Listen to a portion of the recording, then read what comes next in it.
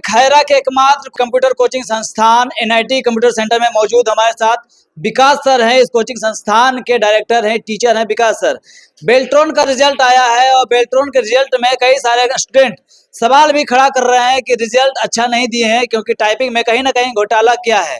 बाकी Hindi English typing में क्या घोटाला हुआ है, क्या गड़बड़ी हुआ है बेल्ट्रॉन के रिजल्ट में, सर से ही जानेंगे, सर से बात करेंगे क्या कुछ कहते हैं, किस आधार पे मेरिट बना है।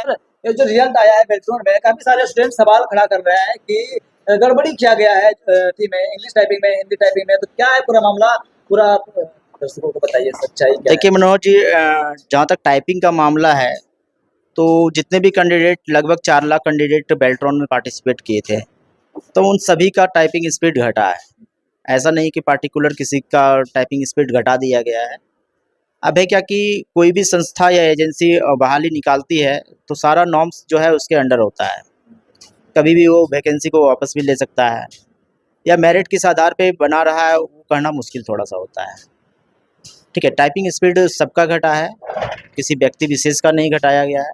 लेकिन हाँ, हमारे पास जो भी बच्चे जिनका सिलेक्शन अभी हुआ है, प्रोविजनल मेरिट लिस्ट में नाम आया है, उन लोगों का जो मैं टाइपिंग स्पीड देख रहा हूँ वो स्पीड से मैं खुद संतुष्ट नहीं हूँ।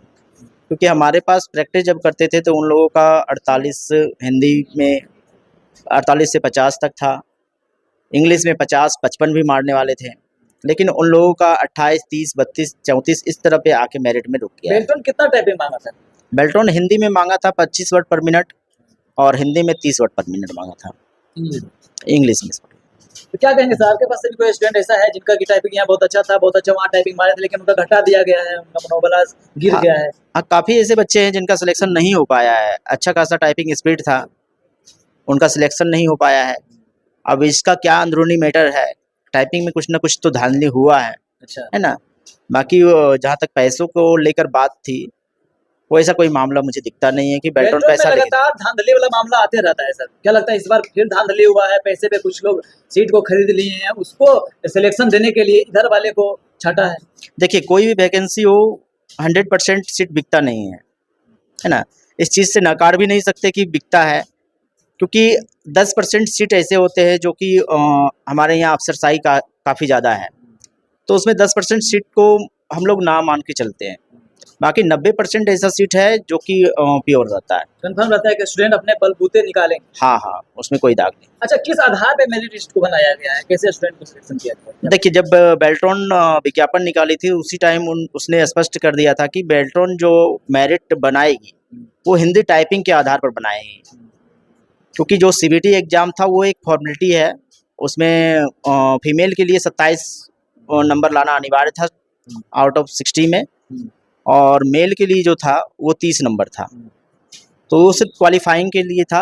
बाकी मेरिट का जो काम हुआ वो हिंदी टाइपिंग के आधार पे हुआ है, ना कि सिर्फ हिंदी और इंग्लिश पे। क्या लगता है बेल्ट्रॉन जब बहाली निकालती है, इतने स्टूडेंट को सिलेक्शन करती है, पूरे बिहार में लाखों स्टूडेंट सिलेक्शन हुए, कितने दिनों के लिए इनको जॉब मिलेगा?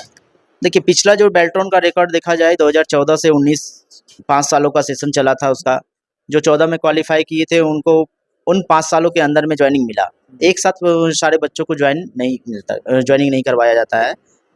जिस तरह से विभाग में डिमांड होता है ऑपरेटरों का, बेल्ट्रॉन ऑपरेटर बहाल करती है, तो ऑपरेटर का जिस तरह बहाल डिमांड होगा जिस भी क्षेत्र में, जिस भी संस्था सेक्टर में, अब कोई विभाग का एग्जांपल ले ले, बिजली विभाग हो या फिर आपका पशुपालन विभाग हो या फिर स्वास्थ्य विभाग हो, तो हर जिले में, है ना, डाटा ऑपरेटर की आवश्यकता होती है। अभी का जो वो काम है वो बिना कंप्यूटर का हो नहीं रहा है, तो ऑपरेटर कहीं ना कहीं ज़रूरत पड़ता ही है। तो उस हिसाब से इन लोगों को ज्वाइनिंग दिया जाता है, जिस विभाग में जितना डिमांड करेगा उस हिसाब से। कुछ बच्चे ऐसे हैं जो ताती तत्वा वाला मैटर था उसमें, जब विज्ञापन निकाली थी बेल्ट्रॉन, उस टाइम ताती तत्वा जो था वो एससी कैटेगरी में थे बिहार में, और जब इन लोगों का एग्ज़ाम हुआ था, टाइपिंग टेस्ट हुआ था, सीबीटी एग्ज़ाम हुआ था, उस टाइम भी ये लोग एससी में ही थे। लेकिन जब इन लोगों का रिजल्ट प्रकाशित किया गया तो इन लोगों को ताती तत्वा को ईबीसी कैटेगरी में डाल दिया गया। तो थोड़ा सा डर है ईबीसी कैंडिडेट को, जो एससी में पहले थे बाद में ईबीसी में आ गए, उन लोगों का कहना है कि अब सर मेरा क्या होगा। तो उन लोगों को मैं संतुष्ट कर देना चाहता हूं कि विज्ञापन जिस समय निकला था आपका कैटेगरी क्या था, एग्जाम जिस समय निकला था आपका कैटेगरी क्या था, वो मैटर करता है, ये ना कि जिस टाइम रिजल्ट आ रहा है आप किस कैटेगरी में चले गए, गवर्नमेंट आपको किस कैटेगरी में डाल दी, वो गवर्नमेंट की समस्या है, क्या उसको लगता है सुलझाने कि के उस काम समय गवर्नमेंट उस करेगी। समय वो ये आरक्षण में थे, आरक्षण में फॉर्म को अप्लाई किए थे, लेकिन जब रिजल्ट आया है तो आरक्षण से बाहर है, तो क्या लगता है कि आरक्षण से बाहर हुए अब नौकरी से भी बाहर होना पड़ेगा?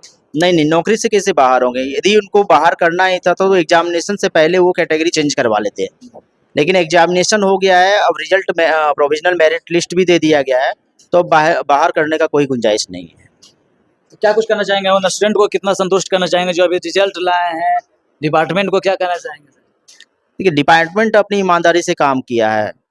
यदि उसे एससी के ताती तत्वा को एससी से बाहर ही करना था तो वो पैनल में नाम देता ही नहीं, रिजल्ट देने से पहले ही उसको बाहर कर देता है। लेकिन अब जो भी ताती तत्वा हैं, एससी में उनका रिजल्ट बन चुका है, उनको घबराने की आवश्यकता नहीं है, उनका ज्वाइनिंग 100% होगी। तो वो टाइपिंग वाला जो मामला है सर, उसमें क्या कहना चाहेंगे कि पूरी तरह से आप ये भी कंफर्म नहीं करते कि डिपार्टमेंट गलती की है, हो सकता है स्टूडेंट का भी गलती हो, लेकिन ऐसा बता रहे हैं कि 10% जो खरीद बिक्री वाला मामला होता है सीट को, होता है। हाँ, कुछ ऐसे स्टूडेंट हैं जो हमारे नज़रों में भी है, जिनसे उम्मीद नहीं थी, उनका भी मैंने रिजल्ट देखा है। तो 10% मैंने पहले ही कह दिया, 10% का कोई लेखा जोखा नहीं होता है, लेकिन 90% जो भी वैकेंसी होती है उसमें 90% जो है ना प्योरिटी के साथ होता है। चलिए, तो ये हमारे साथ विकास सर बात कर रहे थे। बेल्ट्रॉन के बहाली आने के बाद जो स्टूडेंट नाखुश हैं, सोच रहे हैं कि डिपार्टमेंट की तरफ से घोटाला हुआ है, इस पे कुछ कहना नामुमकिन है, क्योंकि बताया जा रहा है कि 10% का जो मामला रहता है कहीं ना कहीं इधर उधर होता है, बाकी 90% जो है छात्र छात्राएं अपने मेहनत के बलबूते रिजल्ट बनाते हैं। बाकी क्या कुछ कहेंगे बेल्ट्रॉन रिजल्ट के बारे में और NIT कंप्यूटर सेंटर के बारे में, कमेंट बॉक्स में जवाब दीजिएगा। जय हिंद।